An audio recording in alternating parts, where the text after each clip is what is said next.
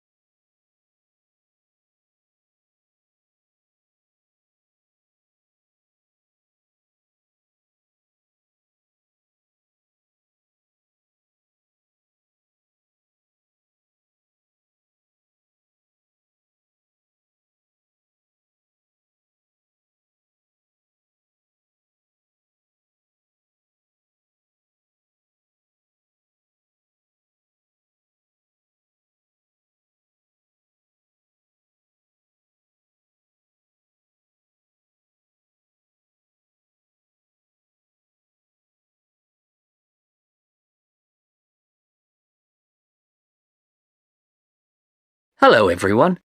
Today I'm going to talk about how the general public sometimes get involved in helping scientists with their work.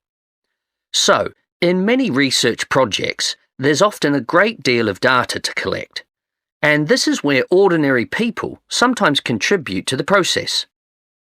What I mean by ordinary people is they are not scientists, and they don't even need a degree to participate in this sort of work.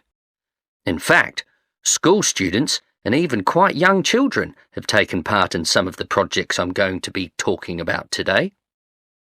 I found that volunteers come from diverse backgrounds and have a wide range of skills. But one common element is that they want to know more about the world and the environment in which they live.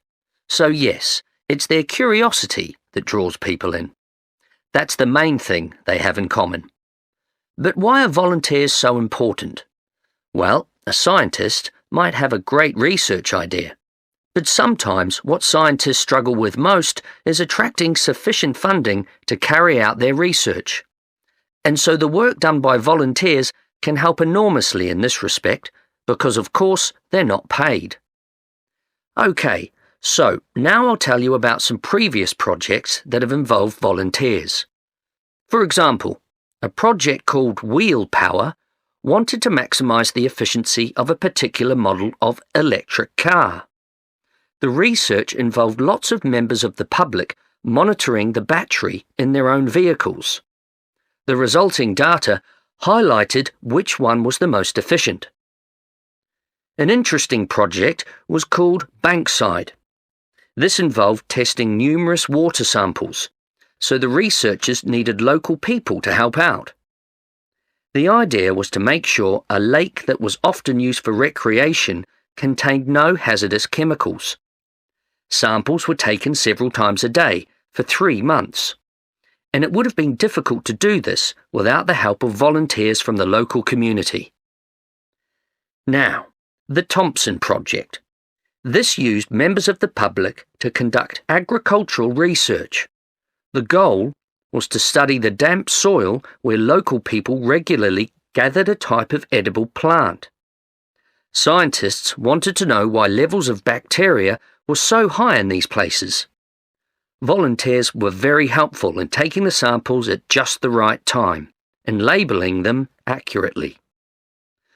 Many organisations rely on ongoing input from the community.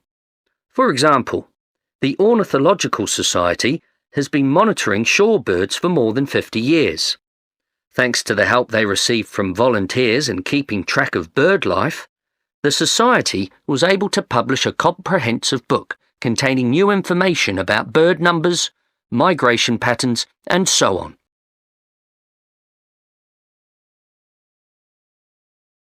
So now I'll give you an outline of the Insect Project, which was another study that made use of volunteers.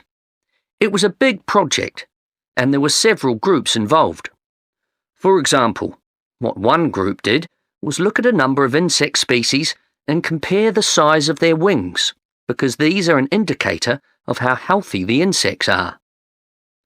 One scientist designed a low-tech way to trap insects so they could be measured. Because the traps were so simple, the project was perfect for volunteers. The trap consisted of a plastic plate, and the scientists experimented with different colours to see which would attract the insects.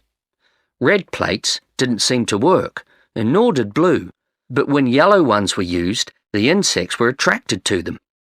This may be because it is the colour most closely associated with pollen. So how did the plates trap the insects?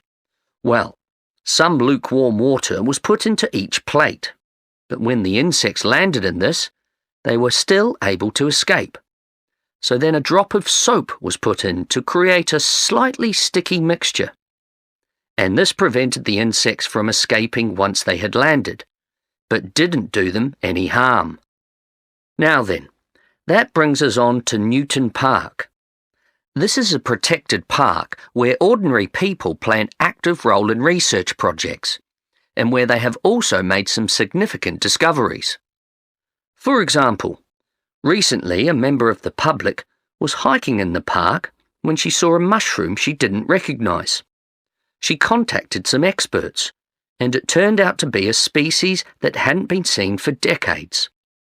I should mention that in Newton Park, even families with young children have got involved in research. One example would be a project where scientists were analysing the dead leaves in a particular area to learn more about this habitat. The children were given the job of hunting for snails on the forest floor. They loved getting involved. There is also a lot of bird life in Newton Park, and scientists are able to keep track of adult birds because they have bands around their legs. In the nesting season, once the eggs had hatched, volunteers went around all the nests to record how many chicks were there. The work required a good level of physical fitness, because some of the nests were... That is the end of Part 4. You now have 1 minute to check your answers to Part 4.